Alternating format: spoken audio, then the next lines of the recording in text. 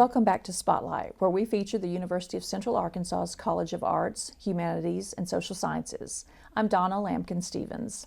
I'm joined today by my new friend and colleague, Dr. Taine Duncan, who's the chair of the Department of Philosophy and Religion. So, Taine, welcome to Spotlight. Thank you so much for having me. I'm excited to have this conversation. Well, this new college has offered us so many great opportunities, and how could we have done it any harder in the middle of a pandemic to bring everybody together? I know. I think that's the only thing that I wish we could have had was an opportunity to really kick it all off when we could be together, when we could be more direct in our collaboration. Although I think we've made the best of it. We have, which has been really nice. And part of that is we're using this show to feature our new colleagues and to talk about some challenges, but also so many opportunities.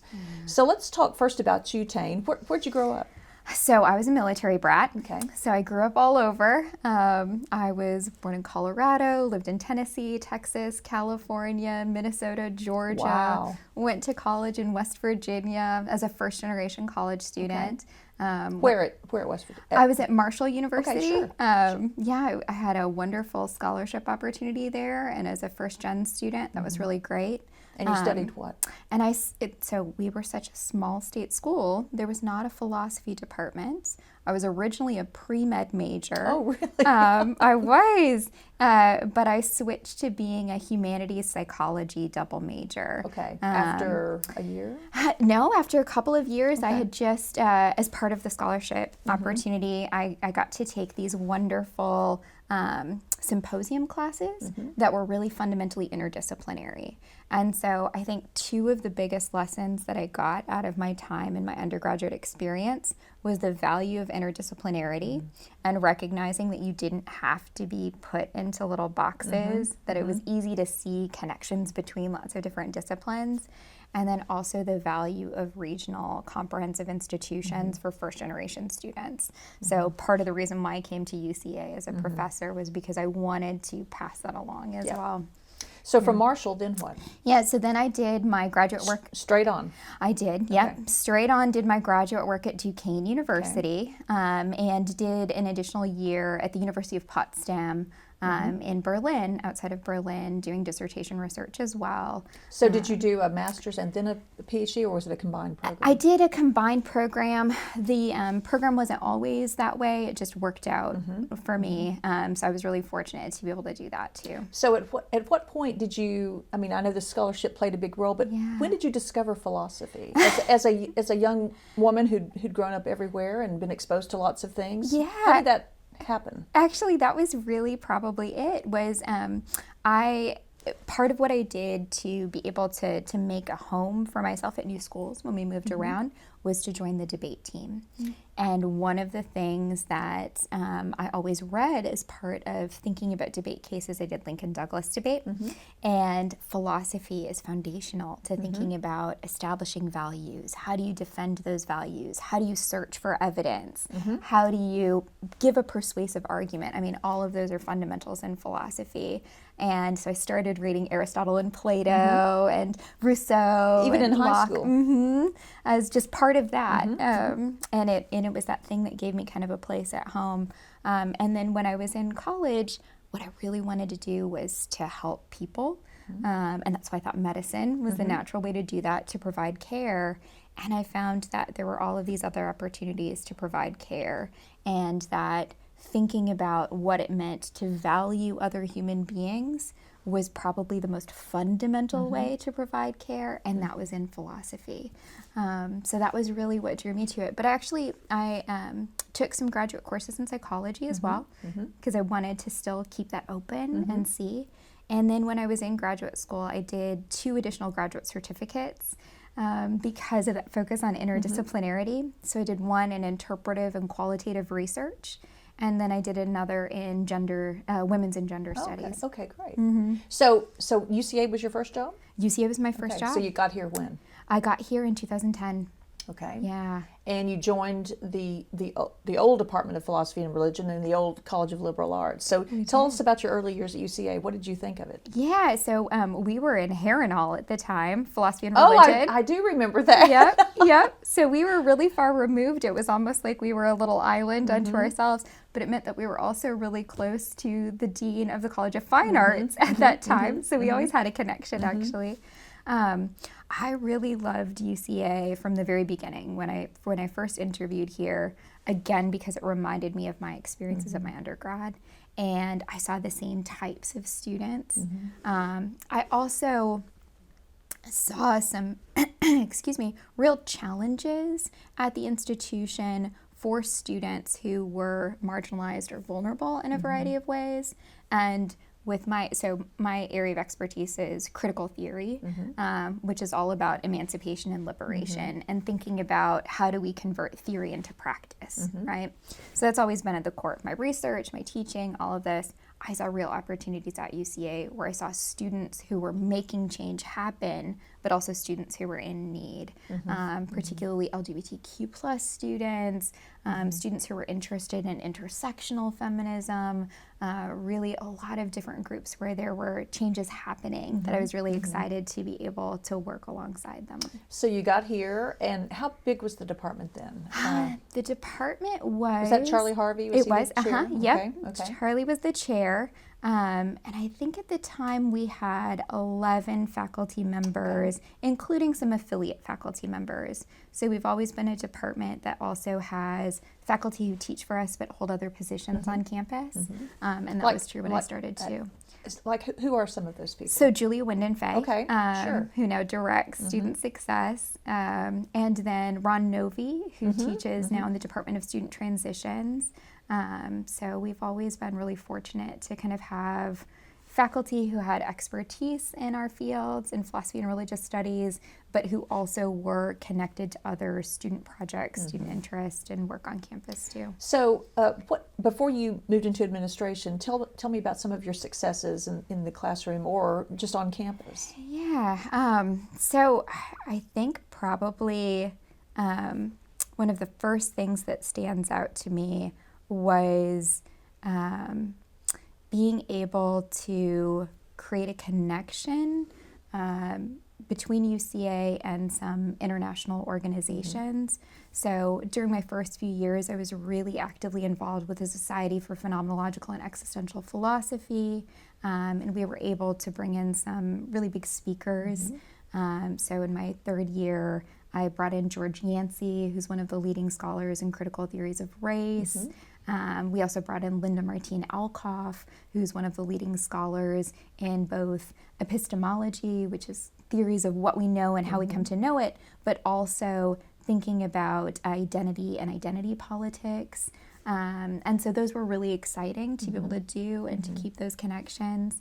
They also helped to establish an ongoing speaker series that we've been able to keep up and maintain with a relationship with the Honors College. So it was nice to see those kind of laying the groundworks early on and making sure that that continued. And over the years, you also served on Faculty Senate and as president. I did. So how was that? I can't remember what year you were. So that was...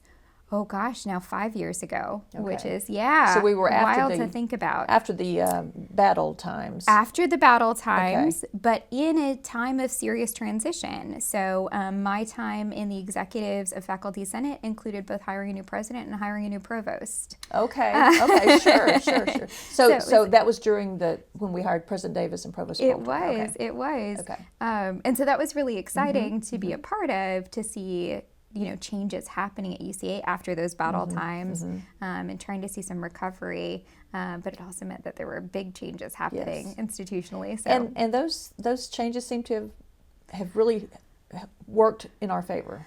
Yeah. Don't you agree? I mean, things are better. I really do. I wish there was wood nearby, because I really do. Yeah, thank you. There you there go. It is.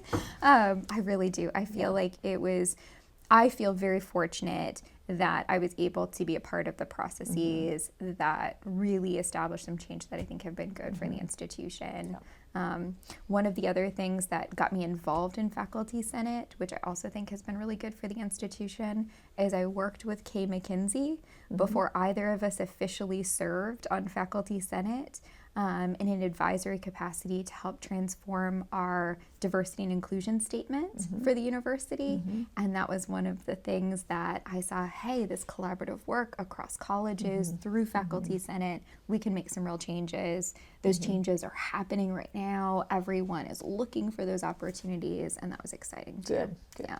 So how did you make the move to administration? So part of it was my experience as director of gender studies. So you were that first? Yes. Okay, so yes. talk about that role. Yeah, so starting in my third year, I actually stepped in because the previous director of gender studies took a sabbatical, and she was a wonderful director, did some great work, but of course there needed to be some coverage for the program, and at that time it ended up just being a great time for a transition, but I kind of thought it might be temporary at first, so it was one of those things where I didn't realize I would be taking on that responsibility fully that soon, but it was great.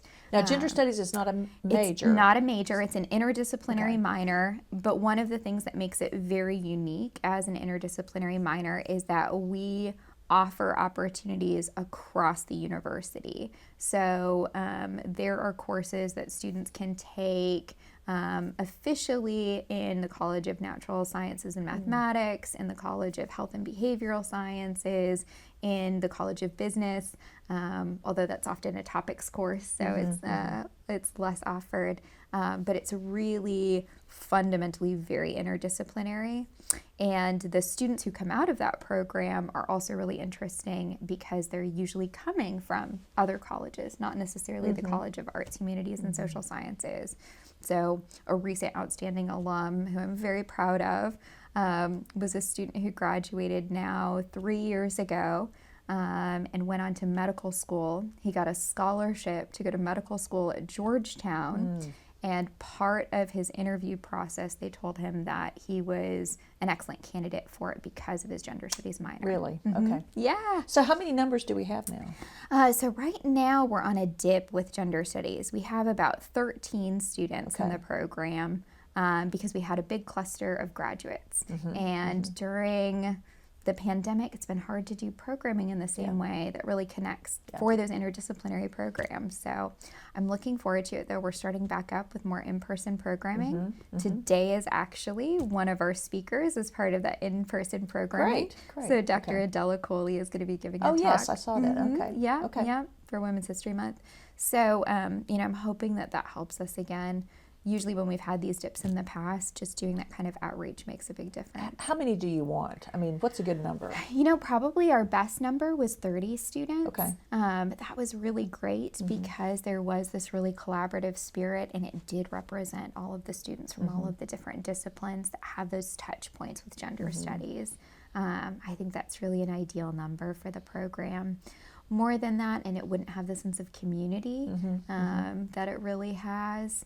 But I think that would be really great to get back close to that. So you were director of gender studies, and so then what happened? So being director of gender studies, kind of gave me some insight into what it looks like to try to collaborate with other departments on curriculum revisions, what it looks like to do recruitment, what it looks like to think about programming, what it looks like to advise students who are struggling for graduation, and a little bit of those nuts and bolts things that are required for administration as a chair. And I discovered that I really liked. So you really hadn't had a goal of going into administration. No, not really. Although I say that, but a few years after I started doing the director of gender studies, I did start being really interested in administration and thinking about becoming a chair. But I went back and I visited one of my mentors from graduate school. And he said that he'd always thought that I was going to go on. And he had been a chair of the Department of Philosophy, where I went to graduate school and then went on to be a dean. And he goes, oh, no, I always knew that's what you were going to do. Okay, So, that affirmed it for yeah, you. exactly. Yeah. Said, oh, okay, maybe that's one of those things where I didn't recognize in myself. Yeah. So you became chair when Dr. Harvey retired. I did, yeah. And that was he did a phased retirement. That 2 was years 2019. 2019. Yep, Oh gosh. I know. Yeah. So my first year as chair was our first year of pandemic, and then our college merger, and so it's been interesting times. Crazy. Yeah. So let's talk about the department. Yeah. How many faculty? How many majors and minors? Yeah, so the number of faculty we have, again, includes affiliate faculty. So with the affiliate faculty, we currently have 10, but that includes one faculty member who's also in upper administration in the provost's office. And that's Dr. Benecki. Does he? No, not Dr. Benecki. He's in psychology, actually. Dr. Jacob Held. Oh, that's right. That's right. Yeah. So does Jacob still teach? He does. Unfortunately, not as often as either he or us would like, right? But because of his administrative duties, it's more difficult. So yeah, we wish we could have him teach for us even more often. But he does still do reading groups and other types of outreach. So he's still very involved within the department. Yeah, which is nice too. And so, how do students find philosophy? I mean, you found it through the debate team in high school. I did. So how do students today find philosophy? It's really hard to find their way either to philosophy or to religious studies. So, in high schools, there are some high schools, especially private schools, that will have either an ethics or a theology course that they offer, and that can be an introduction for some students. But, that's not largely our student population. Right. So it's not common for them necessarily to come through that pathway. There are other students who find philosophy actually through psychology, because philosophy and psychology share a lot of history. There's a lot of overlap there as well, especially when you're talking about American pragmatism or 19th century philosophy and psychology. And so there are some students who come to us that way. But we actually find that a lot of students end up finding their way to us by taking one of our core courses and discovering that they really wanted to find out how to engage with those big questions and how to think about universal sort of human issues, and that it was a personal connection, a value connection. What's really funny to me about that is I think that makes sense. That's really great. But philosophy and religious studies are also very practically excellent majors to select for all kinds of career paths. So talk about that. Yeah. So, for example, students who major in philosophy do better on the GREs and MCATs and LSATs than just about any other major. So for the MCATs, students in philosophy do better than anyone except for double majors in biology and chemistry. For the LSATs, and that was for the medical school exam. This is for the law school exam. For the law school exam, because of the logic component, students who study philosophy and religious studies, because we include, especially in our department, a lot of components of interdisciplinary work and logic as well. Students who take the LSATs coming out of philosophy also tend to rank either first, second, or third. So it kind of shifts around. And then for the GREs, for the standard test, not the topic exams, but for the standard test, they also rank in the top 4 consistently. So philosophy is really excellent for a lot of different types of career paths. One of the other things that's been really interesting to me, and that I don't think I fully expected when I first started doing philosophy, or even when I first started teaching philosophy, was how much it could also help to prepare students who are going into business careers. And so we've been really fortunate to have several alums recently who have done excellent work. One of our alums, for example, is now an executive for the brand Lilly Pulitzer, and is just doing excellent, amazing work. One of those people that just kept getting promotions and credits back to her work in philosophy. It's all these soft skills that we teach in the College of Arts, Humanities, and Social Sciences that are so important. Exactly. The critical thinking, the writing, the communication skills, right? All of those things that you teach in your department as well are really important. I think the one area where philosophy and religious studies two areas I think that philosophy and religious studies are really, really good at in addition is that logic component. So having something where you are explicitly learning how to provide evidence-based reasoning in your communication is so important regardless of what career you enter into. And then the other thing is that it's not true of all philosophy and religion departments, but I'm really proud that it's true of us. We're very pluralistic. And what pluralism in philosophy and religious studies means is that we very intentionally use a worldview approach. We don't have the kind of tradition in philosophy is to have an analytic department or continental department, and in religious studies sometimes is to have a separation between theology and religious studies as a social science. We don't have those divisions. We bring all of those together, but it helps students to understand the complexities of worldview and to get several different points of view from within the department. We also are really fortunate that we have folks who specialize in Asian studies and Asian American studies, and we have faculty who teach in African American studies. And these are Latinx interdisciplinary programs, like similar to gender studies. Okay. Exactly. And because we've got faculty who have that expertise too, they're bringing it to both our students and to students who are in those interdisciplinary programs. So was that philosophy of the Department of Philosophy, was that true, historically at UCA, or has that been a change? It's been a little bit of a change, honestly. It's Since been when? Really exciting. I would say probably in the past 9 or 10 years, really intentionally. Soon after you arrived. Yeah, so, one of the things that we struggled with as a department, and this is true nationally, is having diversity within our faculty and our staff as well. And that includes gender diversity, that includes race diversity, that includes sometimes diversity of perspective. The discipline was very slow to make some of those changes. We have the worst gender parity of any discipline nationally, not just at UCA. We have the worst gender parity of any discipline except for engineering.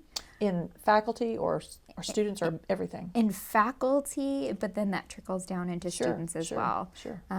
So yeah, it's not been good. And historically, that's also been true at UCA. So when I was hired, I was the only full-time woman faculty member. Oh, I didn't realize that. Were you the first? No. Okay. Thankfully, not the first. Okay. But I don't think that there had ever been more than one full-time woman faculty member in the department at any given time. And many of the women who were my predecessors in the department did not stay for a variety of reasons. So, there were definitely some challenges to trying to make it into that intentionally pluralistic and inclusive program. But it's something that I'm really proud that we've done, and that we're being even more explicit and intentional about doing now. So what is the diversity of the faculty now? Yeah, so now we've got 2 full-time women, Okay, which is good. great. We also have faculty members affiliated with the program, but not full-time, unfortunately, who represent more gender diversity, sexuality diversity. We lost our affiliate faculty member who helped us to have more racial diversity in the department. So that's an area where we're hoping to hire. Right now, we're all whites. And we recognize that as being a problem too. It's something that we're really committed to when we get our next hire. Although we did make sure to hire for being intentional with thinking about the importance of diversity and inclusion for student engagement and for connections to the community when we hire staff as well.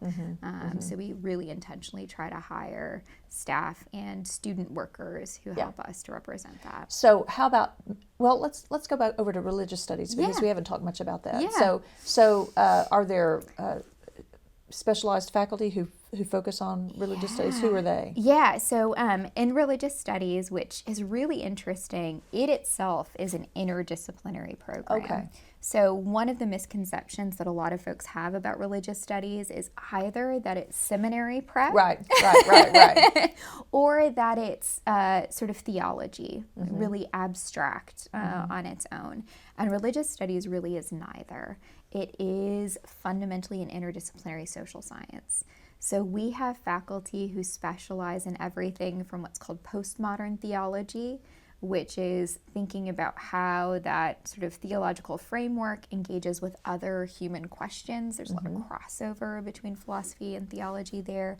We have faculty who specialize in Judaism, both in terms of Jewish traditions and cultures and theology, but also in terms of Jewish practice and looking at some of the social scientific components. So Philip Spivey, who's our Jewish scholar, he recently just co-authored a piece for the Encyclopedia of Arkansas about Reformed Judaism in Arkansas with a student. So really exciting. Yeah, really exciting work there too. We have scholars who specialize in Asian philosophies and religions. We have scholars who specialize in kind of non-traditional religious traditions, the United States, and intersections with ethics related to those. So Jim Dietrich, some of his specialization is about the way that Asian religious traditions have transformed as they've been practiced in the United States. And then what some of those practices mean for how we engage with ethical issues. You know, you think about something like meditation and meditative practices. There's lots of really interesting questions there too.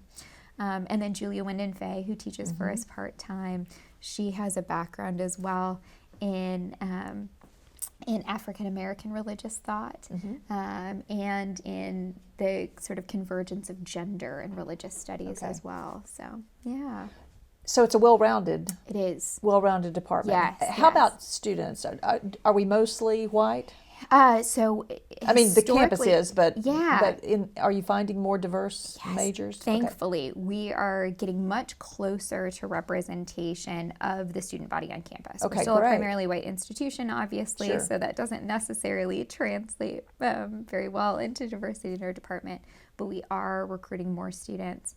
Part of that is that focus on thinking about double majors and thinking about those interdisciplinary connections.